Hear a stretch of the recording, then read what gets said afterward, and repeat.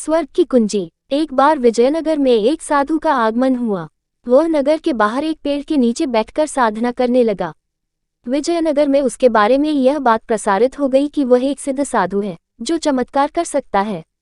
सभी लोग उसके दर्शन के लिए धन, भोजन, फल फूल के चढ़ावे के साथ जाने लगे। तेनालीराम को जब इस संबंध में ज्ञात हुआ तो वह भी साधु से मिलने पहुंचा।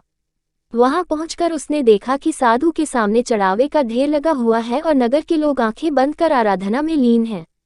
उसने देखा कि साधु अपनी आंखें बंद कर कुछ बुदबुदा रहा है। तेनालीराम कुशाग्र बुद्धि था। साधु के होठों की गति देख वह क्षण भर में ही समझ गया कि साधु कोई मंत्रोच्चार नहीं कर रहा है, बल्कि अनाप शनाप कह रहा है। साधु ढोंगी था। तेनालीराम ने उसे सबक सिखाने का निर्णय किया।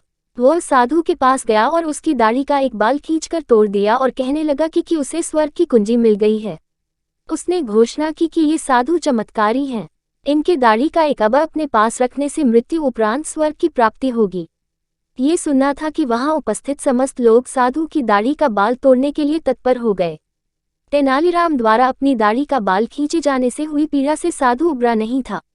उसकी घोषणा सुन वह तुरंत समझ गया कि लोग उसके साथ क्या करने वाले हैं। वह जान बचाकर वहां से भाग गया। तब तेनालीराम ने उपस्थित लोगों को वस्तुस्थिति से अवगत कराया और ऐसे ढोंगियों से दूर रहने की नसीहत दी।